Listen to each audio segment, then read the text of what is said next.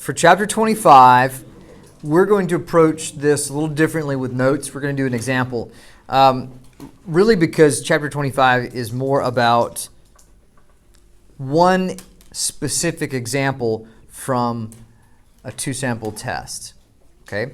So for the most part, I ask you, if you look at this question, you look at it and you think, okay, so I've got a before, I've got an after. It looks like I have two samples. I should use a two-sample t-test to work out this problem, right? Right? That should be most everyone's kind of initial impressions. So we're going to kind of work through this as if we're doing this for the first time, and then we're kind of, when we hit a snag, we're going to stop and think, okay, how can I kind of approach this in a bit of a different way? So if I look at the first part, this is really a phantom question. I read the question and I focus on the idea that it says people have completed the program, 6-week training program has significantly increased, right?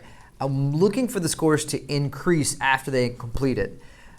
By that nature, by that being said right there, I underline the word increased because this is implying that my alternative is going to be a greater than statement. That kind of takes off the table the confidence interval idea. I could use a confidence interval in some instances. In this example, I don't think it's the best option. I would have to kind of be very careful about the way I wrote the conclusion in that case. So really, if I'm using phantom, the P really is that entire paragraph right there. And so I'm really not going to rewrite that because it's really stating it for me right in to start with. But let's go straight into H, my hypotheses, right? First of all, if we did a two-sample t-test, then what would the null be? Mu1 is equal to mu2. Let's do mu A as after and mu B as before. Okay. I'm going to say mu A equals mu B. If you used 1 and 2, I would be careful and I would define that in such a way that, I mean, it's nice that A and B before and after are using two letters that we would use sometimes anyway. But I wrote it down just to kind of make sure we did it that way. What would the alternative be here? Yeah, mu A is greater than mu B, or you could have said if you put mu B first, you could have said mu B is less than mu A. I wrote A first in my null. I'm going to keep that consistent. It doesn't matter which way you did it, just so long as you're consistent about the whole time. So since the chart goes from left to right, that doesn't matter? Nope. Nope. It doesn't matter how it's written. It does matter that you define that in some way so that when somebody's reading through your results, they can clearly see what that means. Okay, so those are set up pretty good. PHA, our assumptions and our conditions. What about random? Right, this is stated in the problem. What about independence? Do you think, this is within each sample. Do you think anyone's score, whether it's before or an after score, right? The before score is one person's manual dexterity doesn't really impact or affect someone else's manual dexterity. What's manual dexterity, by the way? Ability to manipulate things with your fingers, right? So working with small pieces or things like that, that's kind of what this test is about.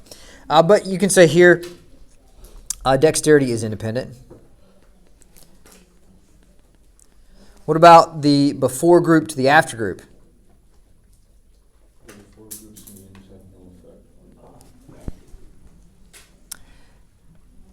Let me define independent groups a little better.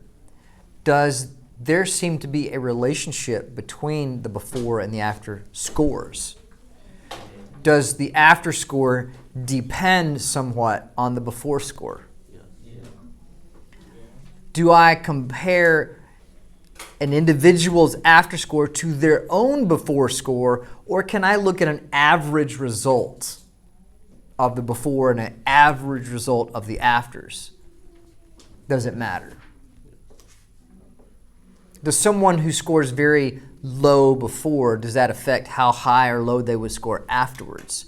Versus someone who scores very high afterward, in their before to their after score. Is that going to be about the same number? In other words, scoring a 50, or whatever the number is, maybe it's a 10, and an after score, and a 9 before versus a 5 before and a 10 after, is that the same result? They got an average of 10 on their after scores.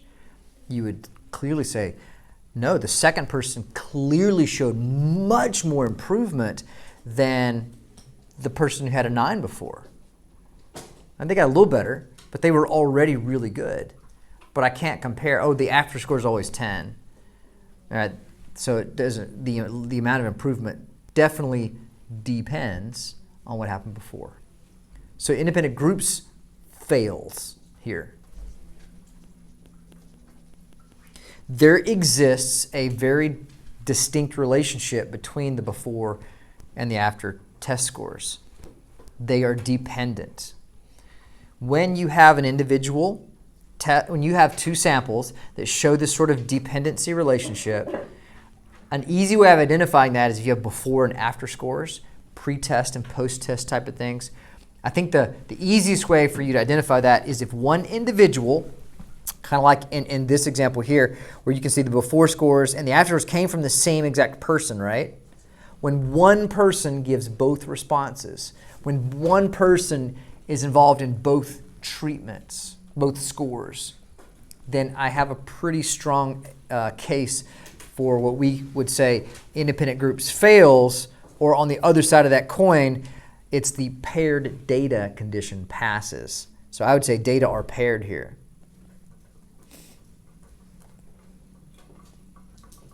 Data is a plural word, so we have to use the verb are, right?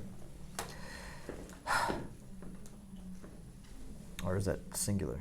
I don't know. I'm a math teacher. I'm not going to get into that. You can say if from the beginning you knew that this was going to be a matched t-test, not a two-sample t-test, I could have started out and I'm going to use the paired data condition, not independent groups. That's the same condition. It's just two sides of that one you're going talking about. Independent groups fails. That means data condition, the paired data condition passes. If datas are not paired, then independent groups passes. It's the same thing. I don't really care which way you state it, just so long as you realize what happens. So this means my null and alternatives are wrong. Okay? I'm going to go up and I'm going to make a line and just separate it. I'm going to mark off, put a line through the original ones.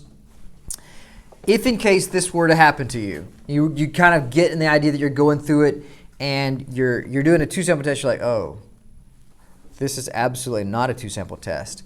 This is a single paired t-test, right? You can call this a paired t-test or a matched pairs t-test.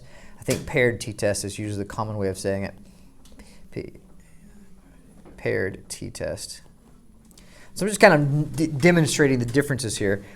I'm going to say that HO, well, actually, I'm going to go back up top for a minute. So back up next to the data, I'm going to state something. I'm going to define something. Mu D is equal to mu A minus mu B. You can see that on the board there. I need to define a new single average. This is now a single t-test. I must treat it as such. Right? With the single t-test, back in chapter 23, we talked about that mu was equal to a number, and I wanted to talk about whether it's less or greater or not equal to that number, right? So I need to define, we'll call it the difference in the two groups. Okay? So what we're going to do is I just subtracted the after minus the before. I tended to like a positive difference. If you did before minus after, it would change your alternative, but you're going to get the same exact results that I do. You're just coming at it from a different angle. Not a big deal, just so long as you're consistent about it. So the null hypothesis is going to be what? Mu D equals what? What? Well, look at what you wrote originally. The null hypothesis, you said mu A equals mu B. I want to imply the same idea. If the two groups, if the two things are the same, then what difference am I looking to find? Yeah, 0. Well, if there are no differences, well, that would mean that the difference would be equal to 0. They're the same number. The test had no impact. Your previous score on the dexterity test is exactly the same after the test as well. So it didn't help. What would the alternative be? What's HA? Mu D. Why greater? We said A minus B. So if I'm saying A minus B, then I expect the after score to be a larger value. So this difference would have a positive difference, positive number. If I had written this backwards and put the afterwards second, then I would have expected the difference to be negative. Totally fine, right? You can do it that way. The null is mu D equals 0. The alternative is mu D is greater than 0. I expect the after score to be bigger than the before score. So really the only thing I have to redo, because I thought it was the wrong test, I need to redo the null and alternatives. Everything else is still good to go. Let's go back into our assumptions and conditions. If I do, well, does 10% really apply here?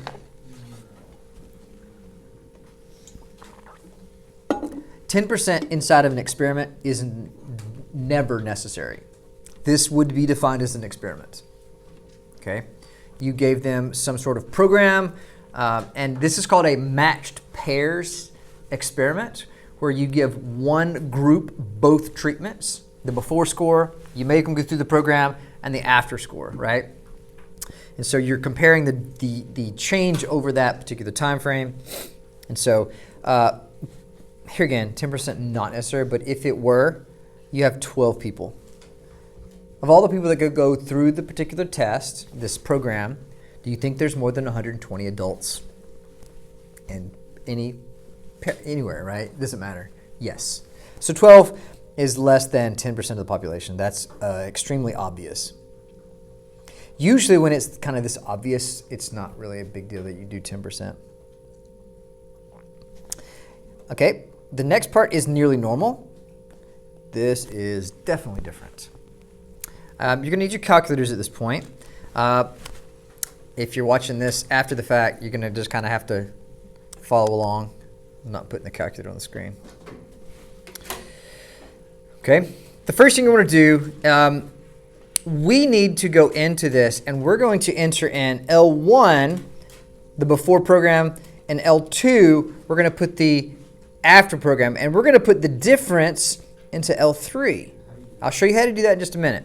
So take a second. What I want you to do is to go to Stat, Enter, and put in all the numbers for L1 in the before program, put the after program into L2, and then we'll come back in just a second and we'll do L3.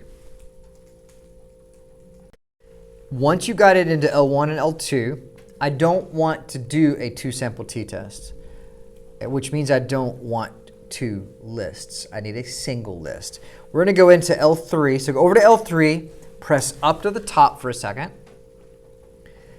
You should have L3 highlighted, and it's asking you to enter something into it. Make sure L3 is cleared, by the way. So you can hit clear and enter, or down, and it will clear that list. I'm going to go back up to the top, make sure L3 is highlighted. It's waiting for you to give it a command. What do you want me to do with L3? Well, I would like to know the differences in the before and the after scores. So I want to subtract it like I did on my paper. So I did after minus before. That means L2 minus L3. So with keystrokes, it would be second 2 minus second 1. And at the bottom, I should see L3 equals L2 minus L1. When I hit enter, I'm going to see the differences of those numbers show up. Okay? Which means if you're ever working on a question and you wanted to plug in values and test things out, you could put all of your values you want to plug in into L1. You could type into L2 the equation you wanted to plug those values into, and I could plug in a ridiculous amount of information into a single equation in one go and have it all plugged in. So guess and check just got a lot easier if you know how to use this, like for real. So I probably shouldn't tell you that, but whatever. If I look at the list, I see a lot of positive numbers. I see a handful of negative ones. If I'm looking at the list, right? So if you wrote it in the same exact order, you'd get 1.1, 0.5, 0.6, 0, and so forth. And so it makes me think that just on a hunch, I think that you're probably going to reject the null here. They're not super big, right? You're talking about most of them are 0.5 or smaller. So I'm not sure if that's a big enough difference for me to conclude that it does impact it, but I think it will. Yes, sir? It doesn't allow you to put minus in my name. Make what now? It doesn't allow me to put minus in the name. So like I can't go. Which minus are you using? Make sure you're using the one above the plus button, not the negative sign right next to the decimal button. Right? Yeah, I'm doing that one, yeah. So make sure you're at the top, not in the first cell. So L3 should have the black box around it. It does, it's just not. You hit insert. Once you have L1, L2, and L3 into your calculators, you are now ready to do the test, right? And so, or not the test, the nearly normal condition. I need to make a graph because I'm using a single t-test to do this with. So I can only use a single graph to measure the differences to see if they're approximately normal. So we're going to use second y equals. We're going to go up to stat plots, right? Hit enter on the first plot. This is a sample size of 12, so I'm probably going to use the normal probability plot, but let's just look at the histogram for practice. I'm going to make sure that the type of graph is the histogram is chosen. That's the third one. The X list, I'm using L3. That's where my differences are. If you're using a different list, make sure that that list is selected for L3 or for the X lists. You press second and 1 through 6 on your keypad chooses the right list. If you gave it a unique name, you'll have to press second and then stat and go into your list menu and choose the custom lists there.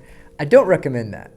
I mean, that's nice if you had lots of lists to work on, but here L1 to L3, L6 is easier to get to.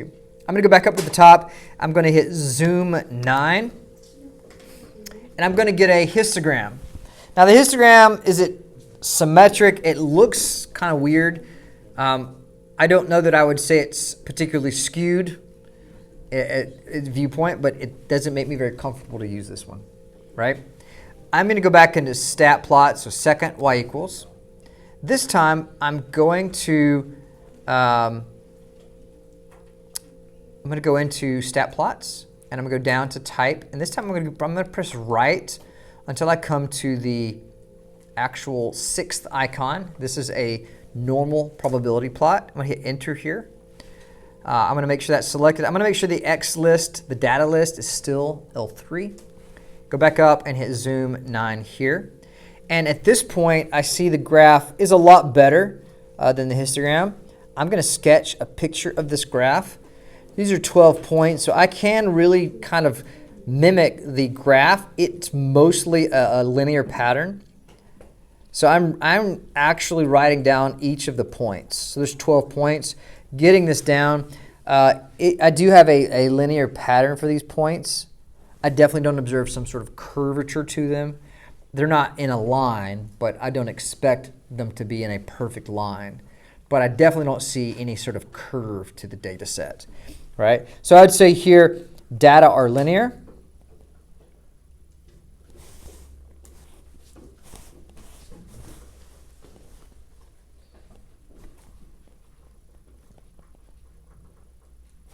So approximately normal. Or you could say nearly normal.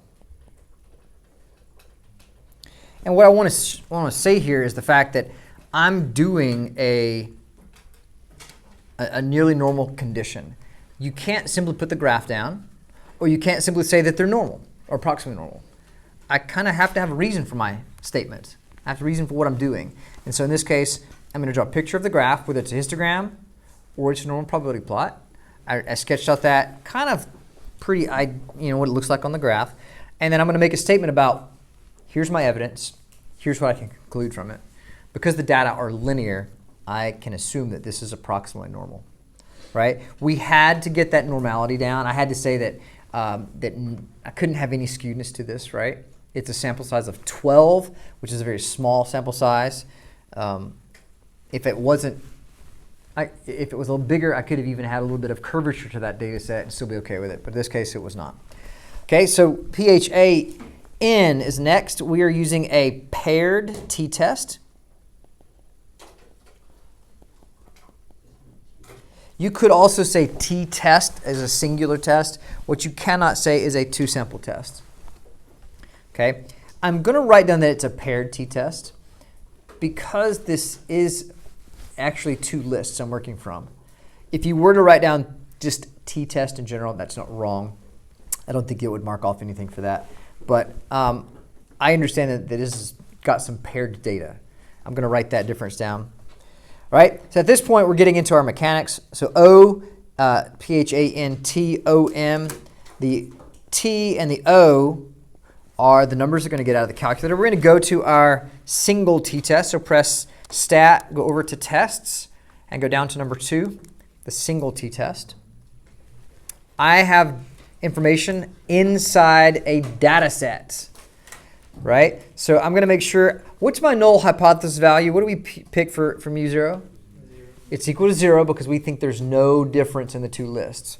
Okay, my list is going to be L3 because that's where my differences are. So I'll press second 3 if I haven't selected it there. I am not using a frequency list, so that should be just 1. We chose, for me, I subtracted the after minus the before. So I chose to write this as a positive difference. So my alternative here would be greater than 0. So I'm going to choose greater than as my alternative. And I'm going to calculate this. So I'm going to give you a few minutes.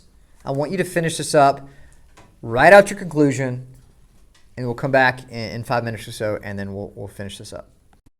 When you get to working your conclusion out, okay, the last part, doing the mechanics, doing that conclusion piece, really this is kind of the more important aspect of your test. You're going to find a lot of points on the FRQs from this.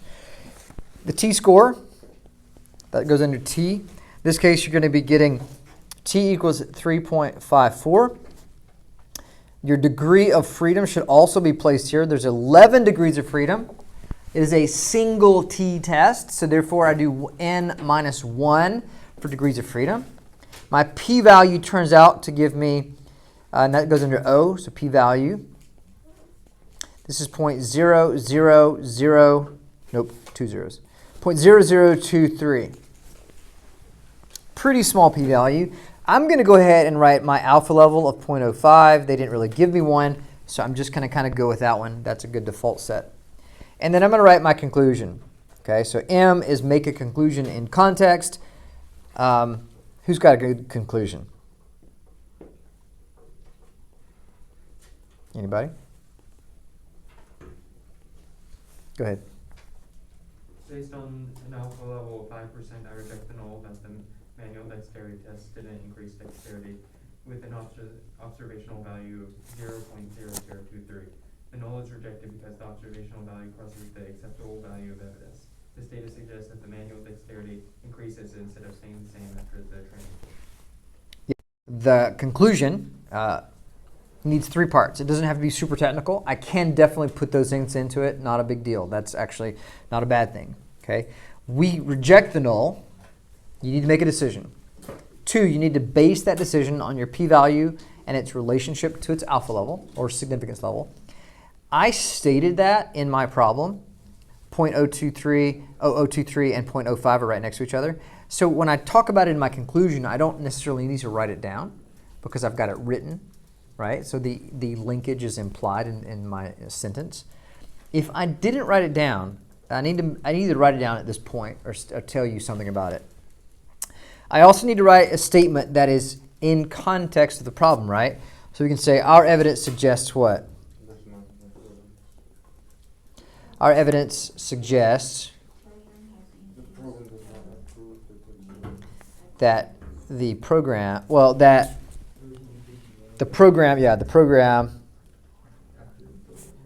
increases, right? We rejected the null. The null was that it didn't work. We are going to go in favor of the alternative that it did improve scores, right? So our program our evidence suggests that the program increases the dexterity level of the participants.